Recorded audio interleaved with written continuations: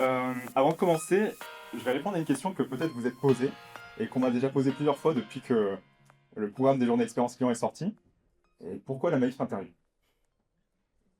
Pourquoi la Maïf?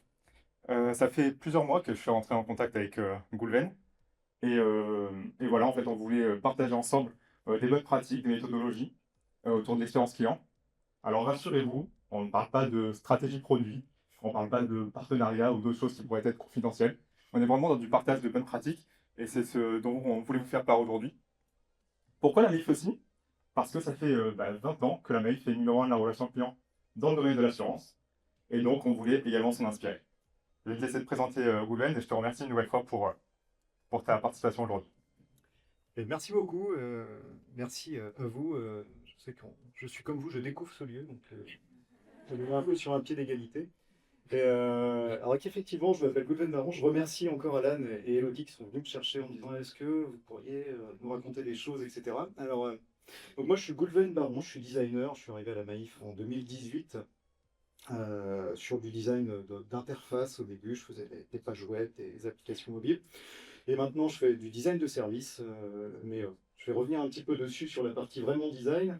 Le titre m'avait été proposé par Alan. Alors, au début, j'avais dit, ouais, alors nous, de l'intérieur, on voit surtout ce qu'on n'arrive pas à faire et ce qui ne marche pas. Je pense que c'est normal hein, quand on est à l'intérieur d'une structure. En même temps, effectivement, on a des spécificités. Et bon, voilà, on est sur le podium de la relation client depuis quelques années. Euh, et il y a des raisons d'organisation, il y a aussi des raisons un peu culturelles. Donc voilà, c'est ce que je propose de partager aujourd'hui pendant quelques quarts d'heure, on va dire. Et n'hésitez pas à bien garder vos questions et à les noter voilà, pour la fin. Là, je vais dérouler un certain nombre d'exemples, un certain nombre d'enjeux qu'on a eu aussi. Je vais commencer par une petite mise en contexte historique, parce que vous, j'ai vu, c'est marqué devant, hein, vous existez depuis 1954, c'est ça? 51. J'avais presque bon. Nous, c'est depuis 1938. Et donc forcément, il y a toute une histoire derrière. Donc la Maïf, à l'origine, c'est pas trois types dans un garage, hein, c'est 12 instituteurs qui se sont réunis pour créer une assurance pour les automobiles. Voilà, c'est comme ça qu'on appelait ça à l'époque. Et en fait, ils ont créé une assurance parce qu'ils se disaient le modèle capitaliste n'est pas le bon, ça ne nous correspond pas, donc on va faire une mutuelle et on va assurer les instituteurs. Et c'est à ça que ça servait au début. Donc il y a vraiment à la base un projet qui est que des utilisateurs qui avaient un besoin ont fabriqué le produit pour eux. Donc forcément à partir de là, c'est assez facile de faire une bonne expérience client parce qu'on est ses propres utilisateurs. Euh, Là, vous voyez, on a encore cette voiture au siège, elle est dans le garage, hein, elle n'est pas tout le temps garée dehors. Vous voyez, sur la calandre, en fait, il y a vraiment un logo Maïf en métal, en fait. Et donc, les gens se reconnaissaient comme ça entre eux, et c'est-à-dire que si quelqu'un était en panne, et qu'on voyait une voiture avec un logo Maïf, personne ne pouvait lui venir en aide. Donc, il y avait un aspect très, très communautaire, un lien affinitaire très fort. Et ça a forcément modelé aussi le modèle, même s'il a beaucoup évolué depuis. Et alors là, je vous sors un petit document historique. Attention, là, vous rentrez vraiment dans la l'âme de la Maïf. Ça, c'était le courrier qui était envoyé aux sociétaires, donc pour le coup, aux adhérents qui adhéraient à la Maïf dans les années 30, voilà, 30, 38, 34, etc. Je vous ai mis quelques extraits de phrases un peu fortes, hein. Donc, vous aurez des droits, mais vous aurez aussi des devoirs. Voilà. Vous êtes à la fois assuré et assureur. Vous devez agir au mieux des intérêts de la société. Donc la société Maïf, mais aussi la société dans son ensemble. Et la petite dernière phrase, hein, les mauvais mutualistes seront donc impitoyablement rejetés. Donc ça, c'est la baguette de l'instituteur hein, qui tape sur les doigts des mauvais citoyens qui abuseraient d'un statut mutualiste. Voilà. Forcément, aujourd'hui, on ne peut plus trop faire ça. La population a évolué, on a eu d'autres types d'évolutions aussi, hein. Aujourd'hui, la Maïf, il y a une grande diversité déjà dans l'offre, c'est-à-dire qu'on n'assure plus que les voitures, on fait aussi bien sûr l'habitation, on va faire l'assurance de personnes. On a des filiales, donc on va assurer les collectivités, les associations, on assure les pros, les indépendants. On a une diversité d'activités, on a même des centres de formation, enfin on a beaucoup de choses. Donc c'est toute une constellation de services. Cette diversification, que vous connaissez sûrement aussi vous, elle fait forcément qu'on commence à avoir une distance, c'est normal. organisationnelle avec nos utilisateurs, avec nos adhérents, nos sociétaires, c'est comme ça qu'on les appelle chez nous. Cette distance, elle se creuse aussi par le fait que aujourd'hui, c'est 10 000 collaborateurs, la Maïf, donc collaborateurs et collaboratrices, on est 2 000 au siège, et que c'est une structure qui en elle-même est de plus en plus complexe, avec de plus en plus de métiers qui ne sont pas directement en interaction, voilà, de manière frontale avec nos sociétaires. Donc, notre enjeu, c'est comment garder cette proximité. Cette proximité avec ce que vivent véritablement nos clients, nos sociétaires, avec ce qu'ils traversent au-delà du côté purement produit assurantiel. C'est-à-dire qu'on sait vendre des assurances, on sait fabriquer des assurances, on sait traiter un sinistre, le rembourser, on sait faire appel à des experts, on sait être dans les clous du juridique, on sait faire du marketing. Mais l'expérience, ça va au-delà de ça, et c'est capter des choses qui sont un peu plus fines que ça. Et je pense que pour beaucoup, je ne vous apprends rien, et je pense que des échanges que j'ai eus avec vos collègues, vous êtes aussi motivés par ça et sur ce chemin-là. Et vous avez aussi ce point commun de partir d'une assurance très affinitaire autour des métiers et, voilà, et de la défense. Et nous, alors, pour clarifier aussi, on a le même chemin, c'est-à-dire qu'on n'assure plus que les instituteurs et les institutrices, on est sorti des métiers purement éducation, et c'est même une population avec laquelle on a senti un éloignement et qu'on est en train de rechercher, parce qu'elle aussi, elle a beaucoup bougé sociologiquement.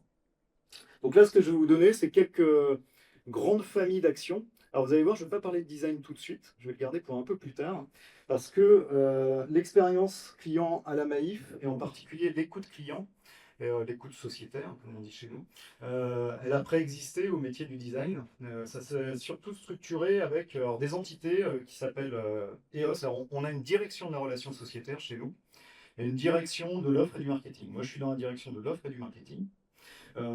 C'est la direction de la relation sociétaire, donc qui va gérer à la fois les plateaux téléphoniques, le réseau physique, mais aussi toute la mesure de la satisfaction, qui est particulièrement active sur l'écoute. Donc les dispositifs d'écoute, c'est le fameux EOS, alors voilà, excellence opérationnelle, je le relis parce que chaque fois je m'oublie, et satisfaction sociétaire. On a le Fab Lab. Le Fab Lab, c'est intéressant, c'est pendant un an, des gens qui peuvent venir du réseau, donc des plateaux téléphoniques, des délégations ou des centres de gestion experts, vont venir au siège. Ils vont répondre, je vous montrerai un peu plus en détail après, aux avis positifs, négatifs, aux réclamations qui sont faites sur les réseaux sociaux, sur les applications mobiles, sur plein d'endroits. Et ils vont aussi participer au siège à des expérimentations. Et on va aussi faire appel à eux, à leur connaissance métier qui est extrêmement fine.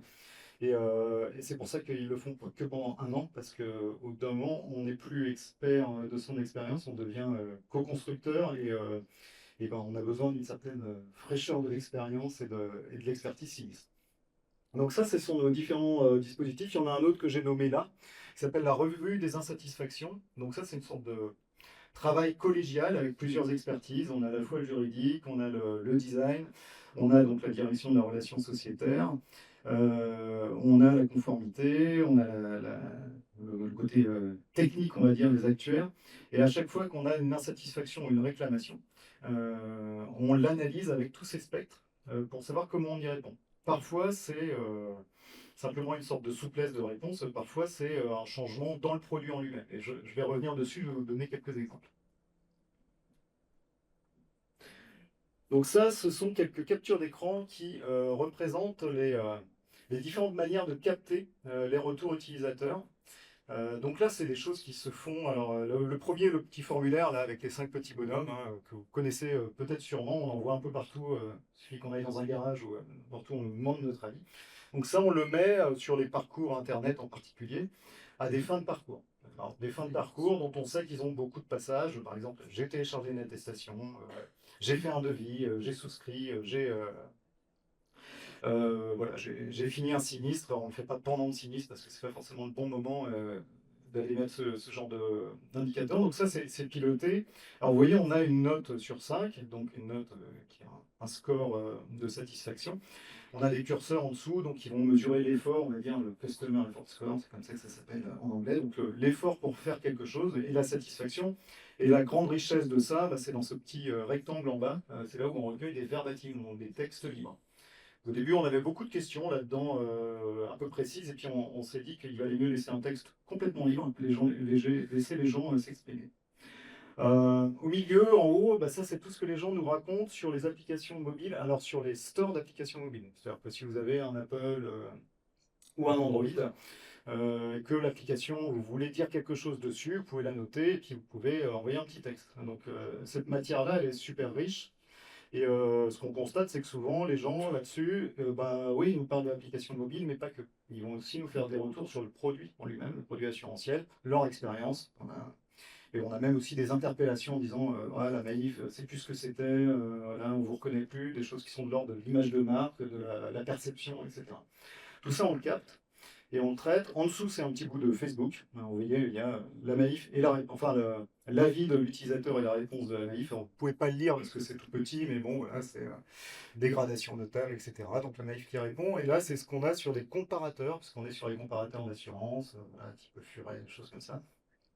Et là aussi, en fait, il y a des avis qui sont laissés, positifs, négatifs, et il y a une médiation qui est faite par les équipes du FATAV. Ça, c'est tout ce qu'on peut mesurer. On a d'autres formats qui sont...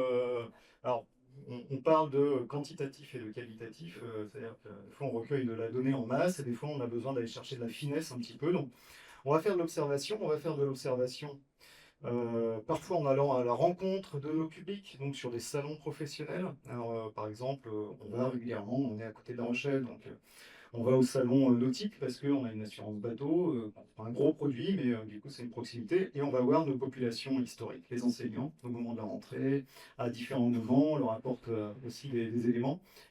On va observer ce qui va se passer surtout avec nos collaborateurs dans le réseau, donc le réseau téléphonique. Là, on peut faire ce qu'on appelle du shadowing, c'est-à-dire que des gens du siège, que ce soit des designers ou autres, peuvent aller faire de la double écoute, peuvent aller sur les plateaux. Alors, on essaie de ne pas les déranger. Je pense que vous avez les mêmes enjeux, de ne pas atteindre le flux, de ne pas trop déranger le flux de travail, parce que c'est le sujet le plus sensible. Mais on a des dispositifs qui sont organisés de manière à ce qu'on puisse à la fois écouter des vraies conversations qui se passent entre le client et le conseiller, et aussi interagir avec les conseillers, les conseillères, les gestionnaires qui nous donnent un petit peu des retours. On organise des tables rondes, donc ça c'est la petite photo en bas du milieu, des tables rondes qui rassemblent donc des sociétaires, donc des clients, des gestionnaires, des conseillers internes, et puis des métiers du siège, des métiers d'animation de réunion sur des thématiques, voilà, sur différentes thématiques. Et ça aussi, ça participe à une sorte de pot commun de la connaissance. Ensuite, on va aller observer des choses, alors pas forcément pendant le sinistre, on n'est pas dans la voiture quand les gens ils plantent leur bagnole, et on n'est pas au moment où l'inondation arrive. Je sais que vous avez été inondé il n'y a pas longtemps, ça a été, personne n'a eu de dégâts. Mais par contre, on va récupérer beaucoup de choses qui se sont passées après, à la fois avec les avis des sociétaires, bien sûr, mais aussi les avis des experts, les avis des conseillers ou des gestionnaires qui ont suivi le sinistre. J'ai parlé de l'observation de ce qui se passe chez nos clients, et on observe aussi beaucoup ce qui se passe chez nos salariés, nos conseillers, qui sont en relation avec nos sociétaires, parce que c'est eux, en fait, la principale sonde, c'est eux qui ont une connaissance la plus fine. Donc, là, c'est ce petit montage. Là, en orange, c'est des avis de sociétaires, donc c'est des verbatims exacts, et puis en bleu, ce sont des retours faits par les conseillers. Donc là, on m'a demandé c'est quoi le succès de la mail. Là, c'est quand ça se passe pas bien. C'est sur la relation téléphonique, le taux de décrochage, le temps d'attente, etc. Ce que ça génère comme insatisfaction. Mais on essaye d'avoir toujours cette vision en miroir, on va dire, ce qu'on appelle la symétrie des attentions. C'est-à-dire que on sait que ce qui va se passer à un endroit, on a besoin de le décliner à un autre endroit. Là, je vous ai parlé de tout ce qu'on mesure. Maintenant, ce que je vais vous proposer, c'est de voir un petit peu comment on l'analyse et les différents dispositifs qu'on peut avoir pour analyser toute cette matière. Quelque chose que vous connaissez peut-être, on travaille avec le KPAM, je sais que vous aussi, donc il y a un service externe qui nous permet d'avoir tous les ans notre bulletin de notes de l'expérience avec ce genre de schéma. Alors, je ne sais pas si vous avez les mêmes, en tout cas voilà comment il fonctionne, hein. On a ce classement sur plein d'items, donc la relation conseillée, l'expérience téléphonique, on a le web derrière, on a plein de choses, l'accueil en délégation, et puis on a des pics de satisfaction, ce qu'ils appellent l'enchantement et le désenchantement, et des comparatifs d'une année sur l'autre, pour voir comment on se porte, à quel endroit il y a du danger, on va dire. Donc ça, c'est un peu le côté, une fois par an, on l'a, c'est comme pour le coup, les podiums externes, hein, c'est un côté vraiment, ce que je disais, bulletin de notes. Ensuite, on a des tableaux de bord qui sont beaucoup plus actualisés, qui sont pilotables au mois, de ce type-là, avec des outils de... Ah, ça y est, il fait trop chaud. Des outils d'analyse où là, on est vraiment sur de la donnée alors de satisfaction, mais quantitative. Donc, et on peut, c'est des dashboards. Alors, nous, ça s'appelle Spotfire. Je ne sais pas quel est les différents outils que vous pouvez avoir pour piloter. Je ne vais pas rentrer dans la technique parce qu'en plus, c'est pas du tout mon expertise, mais voilà, ce sont des tableaux de bord et on peut avoir des critères par produit, des critères par point de contact. Est-ce que c'est le téléphone? Est-ce que c'est Internet, etc. Et ça va être beaucoup à piloter à quel endroit on doit mettre l'effort en fait, et à quel endroit on doit corriger.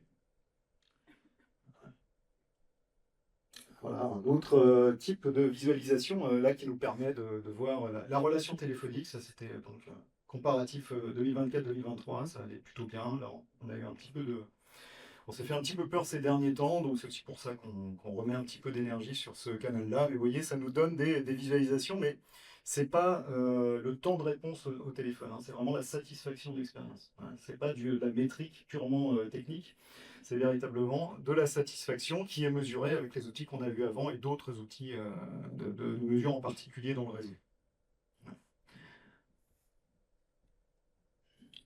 Enfin, sur les vues miroirs, donc là aussi, c'est des livrables de KPAM, on a cette vue en symétrie de ce qui se passe côté client et côté collaborateur. Donc là, c'est quand tout se passe bien. Voilà, on a le win-win. Des deux côtés, l'expérience est bonne sur un item, une thématique. Et puis, on a d'autres items où ça se passe moins bien, où ça peut bien se passer côté sociétaire, il ne voit pas le problème, et mal se passer côté collaborateur, et l'inverse est aussi là. Et des fois, ça se passe mal dans les deux, et ben là, les turbulences déjà. Tous ces outils de mesure sont bien sûr pilotés par les gens dans ces métiers, donc qui vont être dans la relation sociétaire, qui vont être dans l'analyse de la donnée. On a alors je ne sais pas si c'est une spécificité là, mais je pense pas, hein, parce que je pense qu'on en a un petit peu parlé, vous le faites aussi. On a un enjeu de communication interne pour incarner cette expérience. Alors là, ce que je vous montre là, c'est une capture d'écran d'un truc qui s'appelle Engage, qui s'appelait Yammer avant chez Microsoft, qui est un équivalent d'un Facebook d'entreprise. C'est un réseau social d'entreprise. Je vous le montre parce que dans ce réseau social d'entreprise, on a une chaîne, on va dire, d'informations qui s'appelle la voix du sociétaire. La voix du sociétaire, c'est un ensemble de verbatim qui sont partagés, qui sont évocateurs, emblématiques, voilà, édifiants sur l'expérience. Et donc, il y a une éditorialisation de la connaissance client. Et là, je vous en montrer un exemple. Voilà, ce genre d'infographie.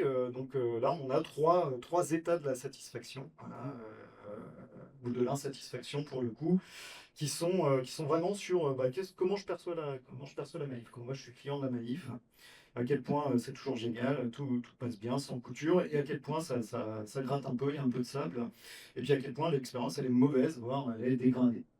Ça peut être anecdotique. On n'associe pas forcément de la volumétrie, on dit pas c'est 50%, 70%. C'est une manière de communiquer, et alors ce que je n'ai pas nommé avant, mais c'est important, donc à la Maïf, on a un groupe, j'ai dit entre 9000 et 10 000 collaborateurs.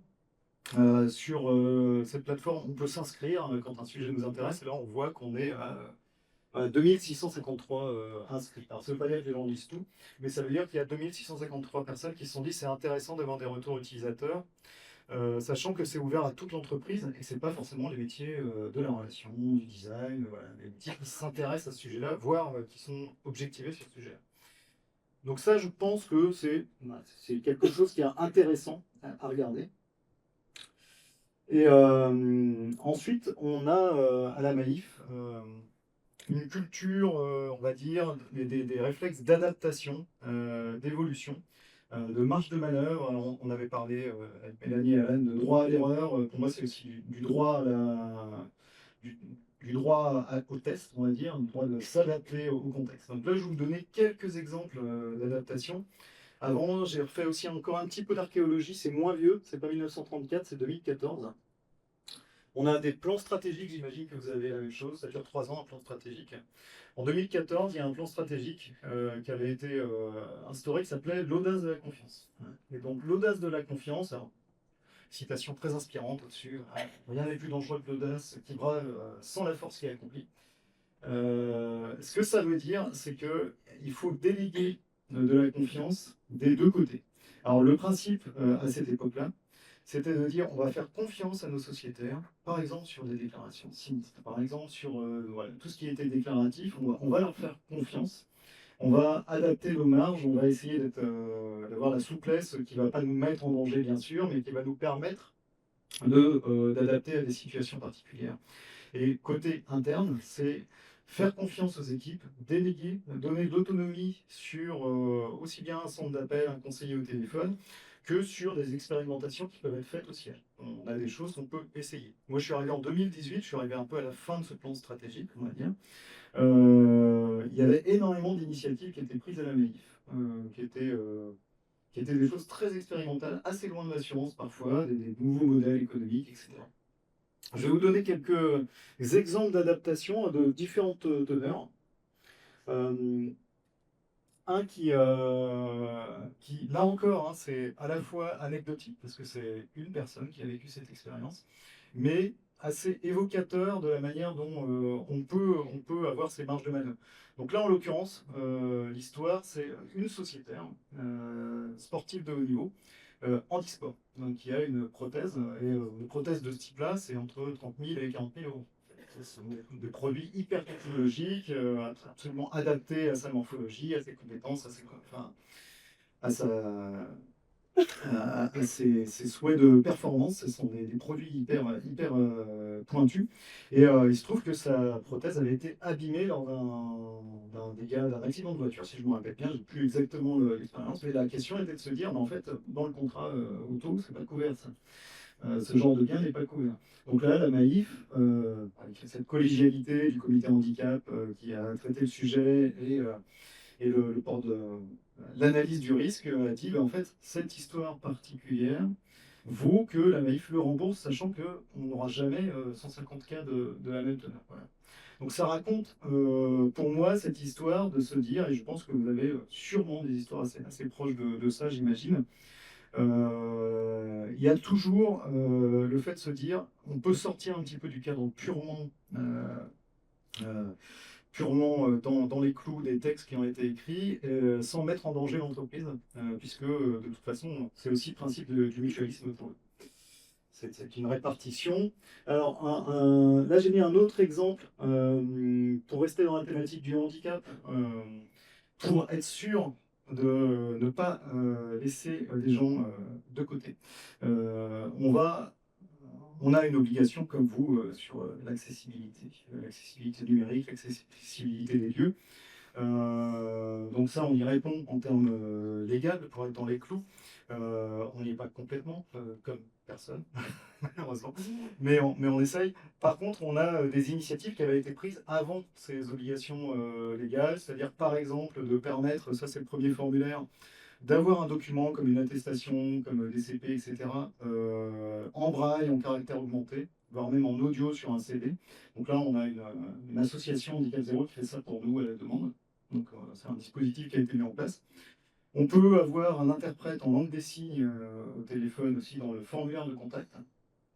Et en haut, là, ces petits curseurs de couleurs, c'est sur les lieux physiques. On peut savoir quels sont les critères d'accessibilité des lieux physiques. Est-ce que c'est Si je suis à mobilité réduite en chaise volante, est-ce que c'est accessible? Normalement, ils le sont tous, et il peut arriver que certains ne le soient pas encore. Est-ce que je peux avoir une boucle auditive si j'ai besoin d'un système audio ou quelqu'un qui interprète en langue des signes? Voilà. Donc ça, tout ça, ce sont des adaptations pour moi qui vont un petit peu au-delà de ce qu'on nous demande de faire, mais qui sont de l'ordre de la culture et de la volonté de l'entreprise. Ah, autre sujet un petit peu inévitable, hein, malheureusement, le sujet de l'adaptation au nouveau paradigme, en particulier ceux qui sont liés au dérèglement climatique. Donc il y a l'inondation, et il y a son pendant, et c'est les mêmes causes, la sécheresse. Alors je ne sais pas si dans la région vous êtes soumis au retrait gonflement argileux, est-ce que vous le savez? Voilà, vous le savez. Donc là, l'histoire que je peux raconter là-dessus, qui est là aussi c'est une histoire particulière. Euh, on a des inondations, on le sait, donc des inondations qui deviennent quasiment systématiques, hein, structurelles, qui ne sont plus des accidents, maintenant. Ça devient la norme. Et le métier de l'assureur, vous le savez aussi bien que moi, voire mieux, quand on a un sinistre, ben, on rembourse ce qui a été sinistré et on reconstruit à l'identique. On peut pas faire on peut pas reconstruire une maison et avoir une sorte de gain d'embellissement ou voilà, d'enrichissement. Sauf que là, dans des enquêtes, en fait, c'était ressorti en post-sinistre, quelqu'un qui nous a dit moi, c'est super, donc j'ai une inondation, je suis en zone inondable. Ma TV plasma, donc elle a été placée à cause de l'eau et vous me la remboursez. Et en fait, moi, je m'en fous de ma TV plasma. En fait, c'est pas important pour moi. J'aurais préféré que cet argent, il serve à ce que je puisse adapter mon logement en installant, par exemple, des bâtards d'eau ou des systèmes qu'on glisse comme ça au rez-de-chaussée, aux fenêtres, aux portes-fenêtres. Parce qu'en plus, c'est moins cher et je trouverais ça plus intelligent. Et donc là, on a, nous, adapté le principe de réparation à donner la possibilité de faire ce type d'amélioration. Et si on va un peu plus loin, et là, c'est des choses qui pour l'instant ne sont pas encore arrêtées, mais qui sont dans les clous, il y a reconstruire mieux, voire il y a reconstruire ailleurs. Comment on accompagne des populations alors nous, on est confrontés dans la région de La Rochelle à la montée de la ligne de mer. Donc il y a des endroits où on sait de toute façon que ce ne sera plus habitable. Donc a fortiori, plus assurable. Et plutôt que comme certains assureurs le font, de faire de l'anti-sélection, c'est-à-dire de mettre des prix tellement impossibles à tenir que de toute façon les gens ne s'assurent plus chez eux, nous on essaye de réfléchir à comment est-ce qu'on pourrait accompagner les gens sur reconstruire ailleurs. Et c'est quoi aussi les nouveaux habitats, les tiny houses, les nouveaux modèles d'habitat. Comment on pourrait répondre à ça? On n'a pas encore la réponse. Autre initiative qui a été prise vraiment sur un côté, ce qu'on appelle l'effectuation. Je ne sais pas si vous avez déjà entendu ce terme. C'est l'effectuation, la manière de le raconter, c'est si vous avez des citrons, vous faites une citronnade. En gros, vous partez de ce que vous pouvez faire avec les moyens que vous avez pour faire une expérimentation et voir où ça vous met. Je ne sais pas si vous avez déjà entendu parler de la plateforme Aux Alentours par Maïf. Non. Dans votre veille, si vous en entendez parler. Aux Alentours par Maïf, donc le principe, hein, c'est un site web que vous n'avez pas besoin d'être sociétaire à la Maïf. D'ailleurs, à main levée, qui est sociétaire à la Maïf? J'hésitais à la faire, celle-là, cette question. En tout cas, ce produit-là, il est accessible à tout le monde. Et le principe, c'est que vous rentrez votre adresse. Donc là, par exemple, j'ai rentré l'adresse du siège là où on est actuellement. Et ça va vous donner des infos qui sont basées sur des données publiques, donc les données de sinistralité, voilà, GetNat, etc. Et des données qui sont celles de Maïf. Parce que nous, on a aussi accès à notre propre historique de sinistralité. Et ça va vous dire si vous êtes en zone inondable, si vous êtes en zone soumise justement au retrait gonflement H2, donc on voit qu'on est en plein dedans. On va avoir ensuite des indications sur ce que vous êtes à côté d'une zone, s'il y a des eaux, s'il y a des usines, mais aussi des choses qui sont plus, on va dire, assez éloignées de notre secteur, mais en même temps pas tant que ça. C'est le prix de l'immobilier, donc ça permet de trouver des infos. Est-ce qu'il y a des pistes cyclables, est-ce qu'il y a des écoles, est-ce qu'il y a des services, est-ce qu'il y a des médecins. Donc tout ça, c'est des données publiques. Et en fait, c'est une petite équipe qui s'est lancée dans qu'est-ce qu'on peut faire avec tout ça et qui a fait une sorte de, ce qu'on appelle un POC, un proof of concept, d'un site web qu'on a mis en ligne en disant on le teste, on verra bien. Aujourd'hui, c'est devenu un actif vraiment puissant chez Maïf. Et ça accompagne aussi des programmes, ce qu'on appelle nous le dividende écologique, c'est-à-dire que la Maïf donne 10% de ses bénéfices, soit pour subventionner des ONG, des associations qui sont dans les clous de ces critères entreprises à mission, soit pour aider nos populations les plus vulnérables. Donc justement, les plus vulnérables, c'est celles qui sont dans une mauvaise zone et qui en plus ont une précarité financière. Et donc là, voilà, pour vérifier l'éligibilité, ben, on a un bouton qui permet d'avoir tous ces services. Dernier exemple d'adaptation, donc la Maïf ne vend pas de vélo. Par contre, la Maïf avait des lieux physiques. Nous, on a des délégations dans les villes. On en a beaucoup moins que d'autres assureurs parce que c'est pas. Voilà. Et ces délégations, bah, elles avaient un modèle qui avait changé. On ne pouvait pas déclarer de sinistre dedans, on ne pouvait pas faire un suivi de sinistre. C'était des délégations de vente. Ce qui fait que quand les gens venaient, bah, en fait, ils venaient et puis ils disaient bah, je viens pour avoir des nouvelles de mon sinistre. On disait bah, écoutez, vous allez aller dans cette petite salle et vous allez appeler la Maïf. Donc forcément, pas ouf l'expérience. Donc ces lieux ont été repensés. On a des expérimentations sur un certain nombre de villes pour en faire des lieux qui vont véhiculer d'autres types de relations et avec un côté showroom, des espaces d'échange avec des thématiques. Et comme on a beaucoup de thématiques sur les nouvelles mobilités, sur justement l'engagement sur l'impact environnemental et le bilan carbone, et que ça nous sert à faire de la prévention aussi sur l'accident d'activité, voilà, il y a des thématiques qui changent.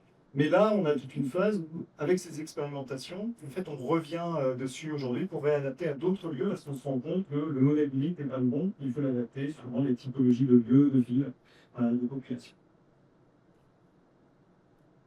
Et le dernier exemple, je passe vite dessus parce que sinon je vais exploser mon compteur.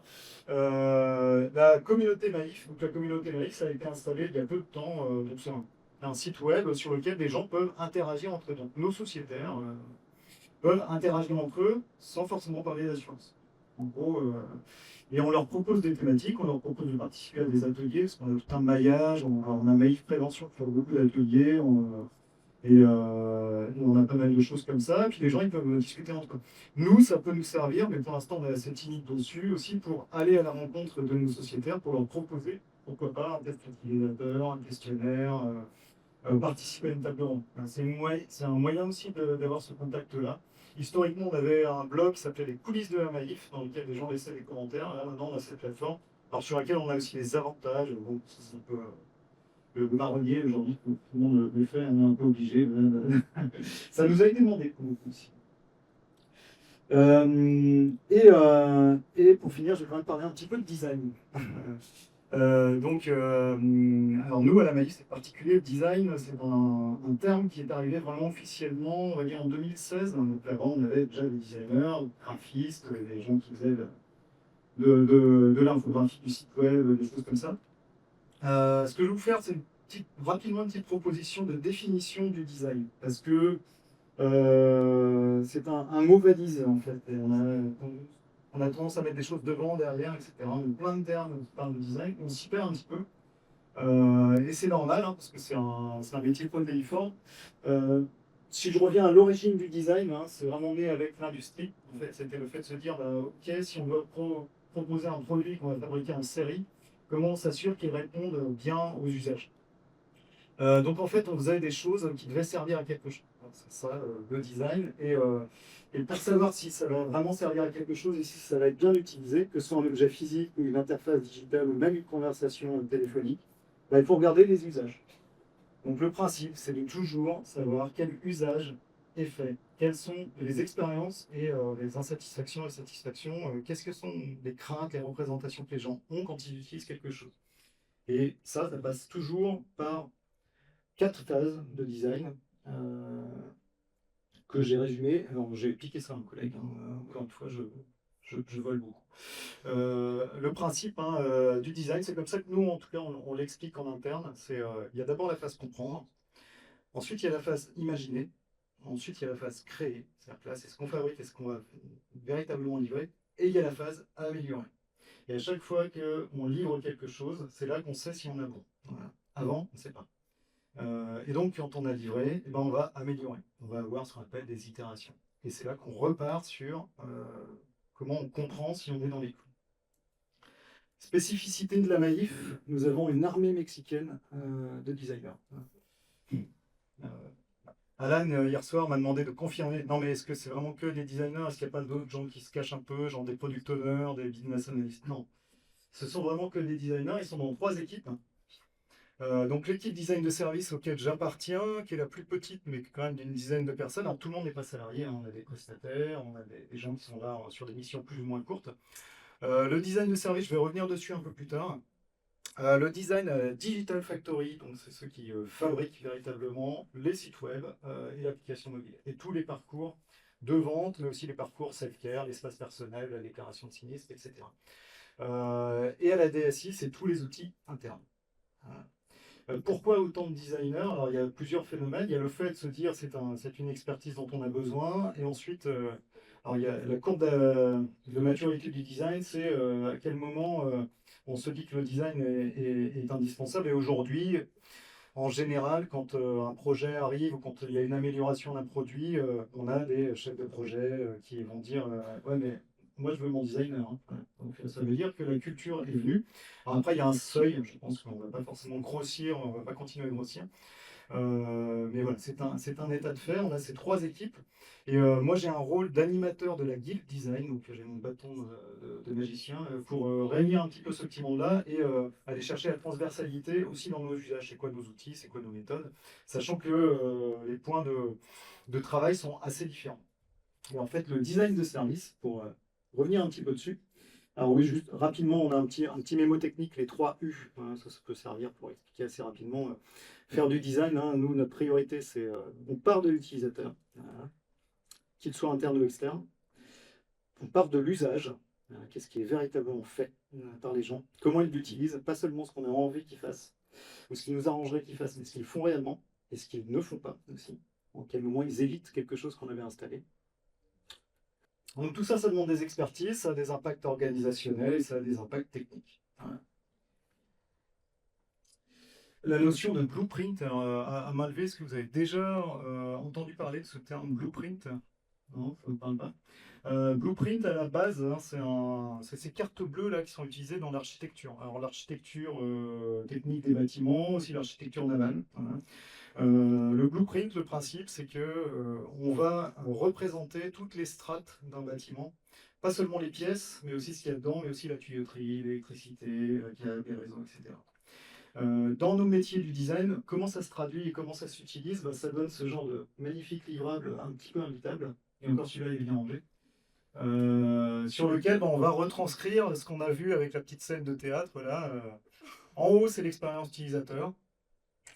En dessous, ça va être ben, la Maïf interagit donc en frontal, donc au téléphone, sur le site web, etc. En délégation. Et toute l'expérience qui va être à activer, en fait tout ce qu'on doit faire pour que l'expérience utilisateur se déroule bien. Et puis ensuite, on a tout ce qui est en dessous et tout ce qui va impacter en disant bah, ok, le RGPD nous a dit on n'a pas le droit de demander cette info-là à ce moment-là. Il n'est pas possible de rembourser le sinistre à ce moment-là parce qu'on n'a pas assez de preuves, ou alors la signature électronique, elle doit arriver maintenant et pas avant. Je sais que ça vous arrangerait, vous les designers, mais c'est comme ça. Voilà. Donc tout ça, c'est tout ce qui va influencer ce qu'on peut faire là et ce qui va être vécu là. Après, on a d'autres manières de raconter un blueprint de manière plus éditorialisée, c'est-à-dire que si on doit commencer à exprimer ça, à expliquer ça à des métiers sur qui on va pas leur dire regardez ce tableau de 150 000 post-it, on va faire un petit peu de narration, de storytelling, on va rajouter de l'illustration, là on peut rajouter des citations, des verbatim, des bouts de vidéo, voilà, c'est des choses qu'on utilise. Pour traduire un petit peu l'expérience, qui ça impacte, quelle équipe doit travailler sur quoi, etc. Donc là, en l'occurrence, c'est sur un parcours prévention autour de l'habitation. Ça a été un sujet obsessionnel pour moi pendant des années. J'ai pas mal d'exemples.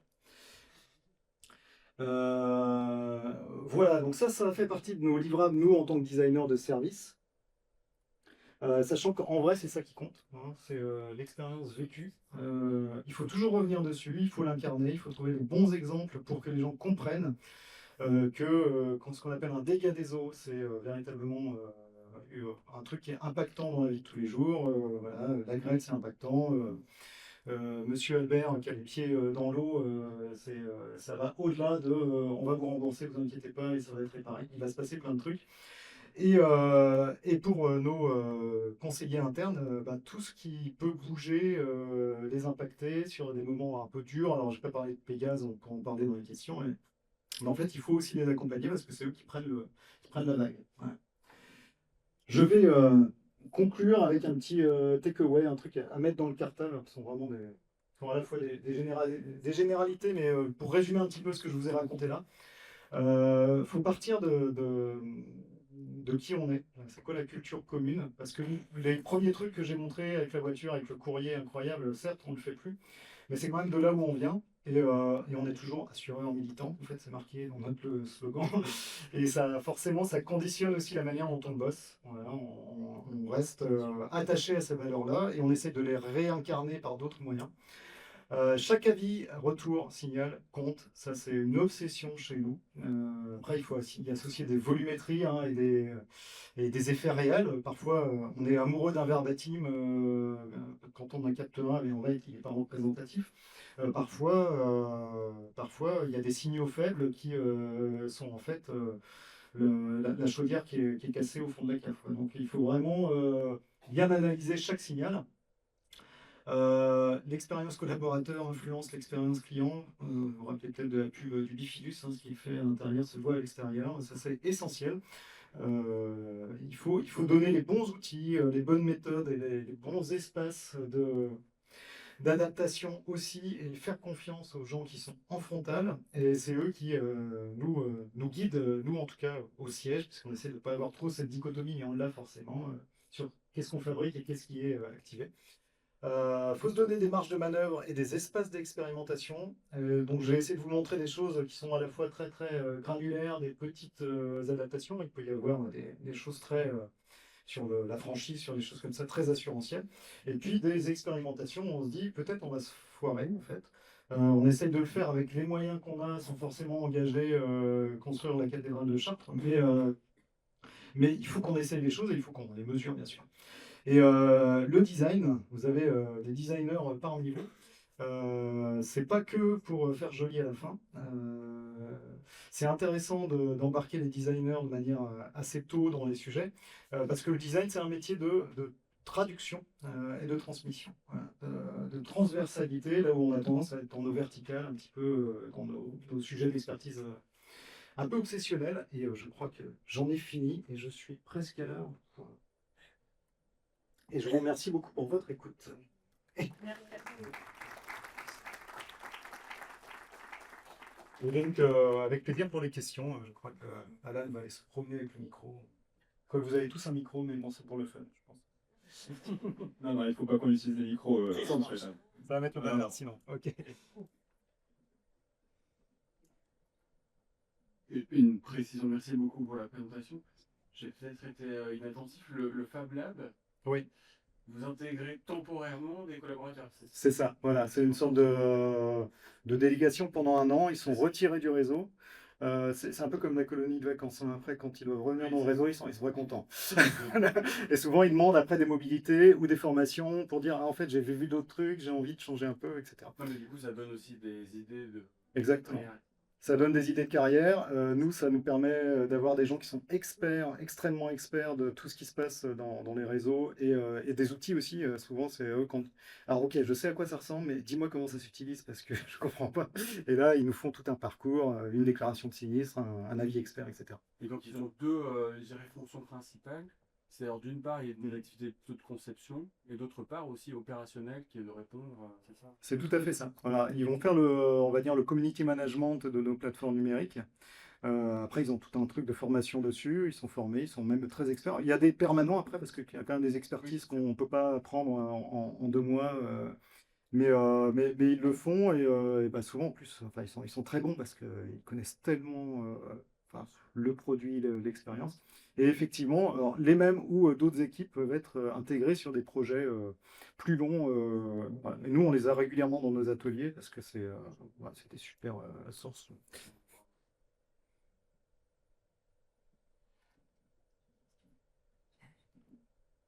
Vous avez parlé du shadowing. Ouais.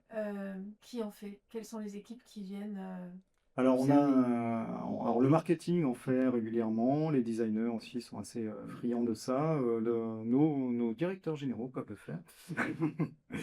Euh, ils n'en font pas souvent, mais ils sont encouragés à le faire. Après, on a d'autres formats qui sont des choses qui sont filmées, c'est-à-dire qu'on peut récupérer quelque chose, mais sans être précisément là.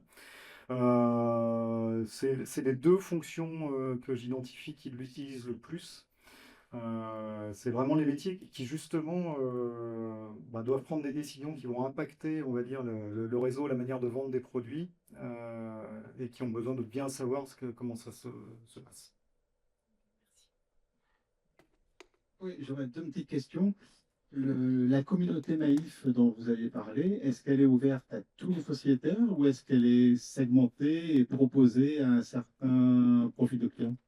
Non, alors elle est ouverte à tous les sociétaires. À un moment, elle était même ouverte aux gens qui étaient prospects, qui avaient juste fait un devis, en fait, parce qu'ils avaient un espace perso, ils pouvaient y accéder. Mais il n'y a pas de segmentation.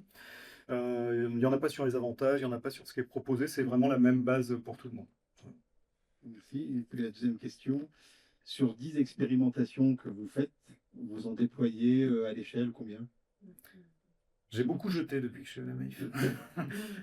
Franchement, alors il y a sur 10, je dirais qu'il y en a peut-être 2 qui perdurent. Pour moi, il faut réfléchir comme quand on fait un concept car en fait. C'est-à-dire que faire un concept car pour une marque automobile, c'est mettre toutes les innovations dans une même voiture. On va jamais la vendre celle-là. Voilà. Par contre, on a mis toutes les innovations dedans et on va peut-être récupérer le phare qui va aller à tel endroit, la manière de fermer la portière et le GPS dans un autre modèle. Et en fait, c'est un espace où en fait, il faut garder des petits bouts. Alors là-dessus, par exemple, on avait à un moment pensé que notre application mobile, on allait en faire ce qu'on appelait une super app. C'était la grande mode à l'époque. On allait avoir un agrégateur bancaire dedans, on allait avoir un calculateur d'impact carbone, on allait avoir des choses qu'on pouvait activer à la demande, on allait avoir une sorte de coach, de coach sur la vie de tous les jours, etc. Il y a plein de trucs que, heureusement qu'on ne les a pas fait, mais on les a expérimentés. Par contre, en chemin, on a trouvé plein d'améliorations dans l'application actuelle qu'on a gardées.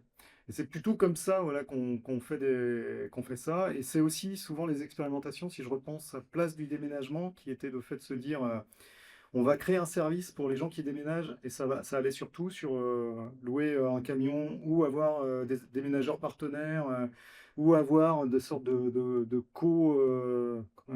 co-colis, voilà, des utilisateurs entre eux qui s'aident pour le déménagement. Ça m'a surtout permis d'identifier les bons partenaires avec lesquels on travaille encore, mais en fait, on n'a pas gardé du tout cette offre parce qu'elle n'était pas rentable, elle n'était pas tenable. Voilà.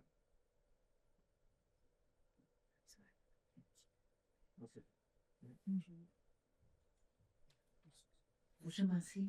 Moi, je voulais vous demander, vous avez parlé de table ronde sociétaire et collaborateurs sur des thématiques. Vous avez quelques exemples de thématiques que vous abordez?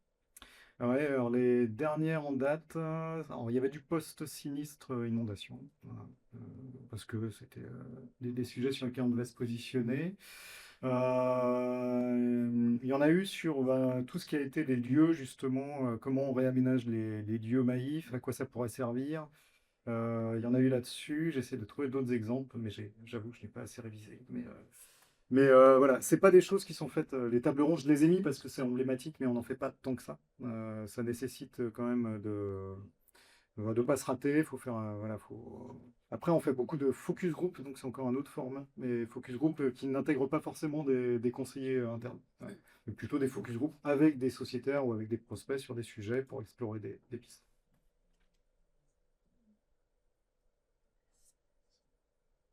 Du coup, je vais t'en poser une.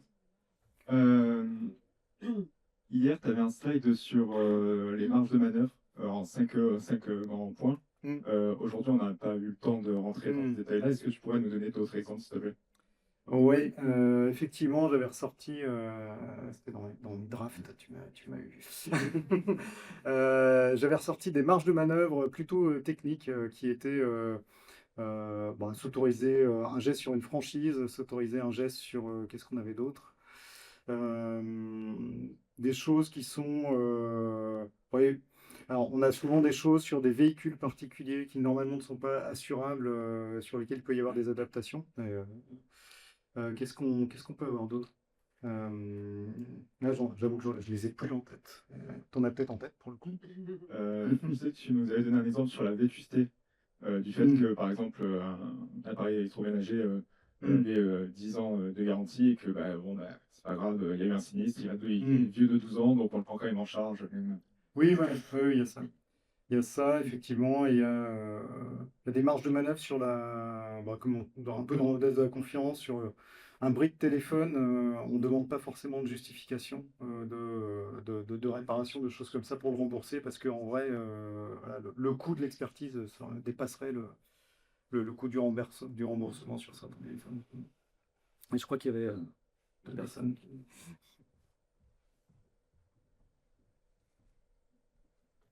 Bonjour et merci. Je voulais savoir si vous communiquiez auprès de vos clients sur toutes les innovations que vous faites en interne au profit de leur satisfaction. C'est une très bonne question. On est très très prudent sur ce qu'on communique aux clients, qui ne va pas être mis dans le réseau. Par exemple, sur le dividende écologique, sur le fait de rembourser les diagnostics d'une maison et de financer les travaux, on n'a pas communiqué dessus, parce que chaque expérimentation...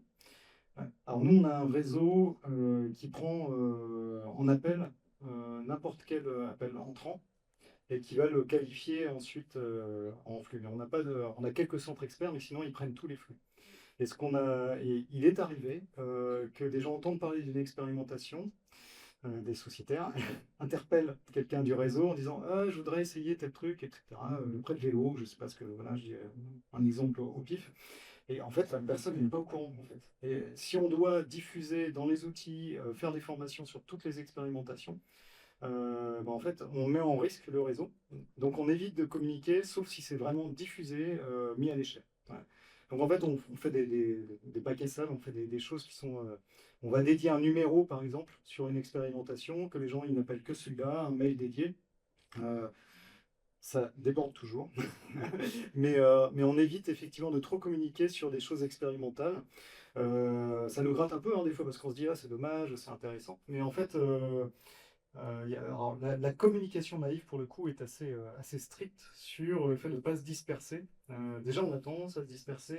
La naïf communique sur beaucoup de sujets, y compris sociétaux, y compris engagement, entreprise à mission. On a des retours de sociétaires qui disent concentrez-vous un peu, concentrez-vous sur votre métier, alors, surtout ceux qui ne sont pas contents. Voilà. Donc on évite de trop communiquer sur attention, on est en train d'essayer ça. Voilà.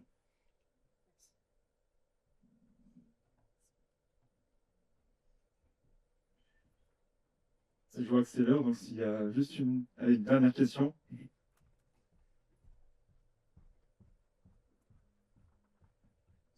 Bonjour et merci. Est-ce que vous avez en tête le CSAT et le NPS de la NAIF?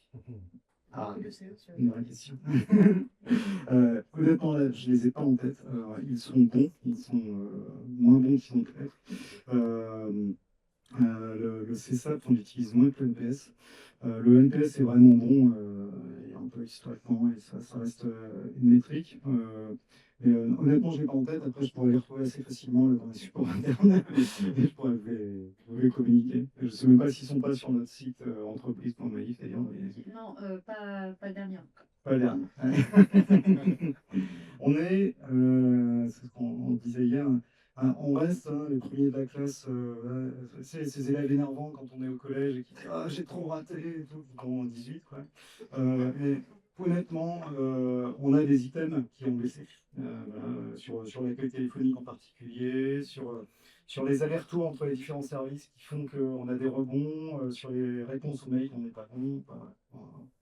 Donc on a des choses qui ont baissé sur lesquelles on travaille actuellement. Et vous? À chaud ou à froid?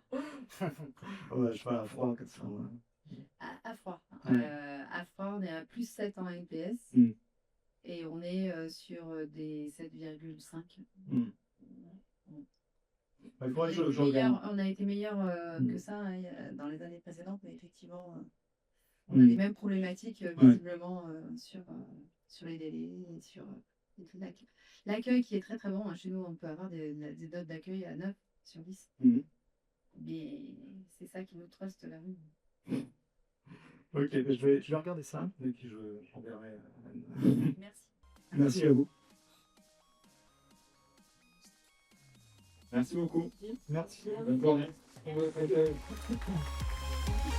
Merci.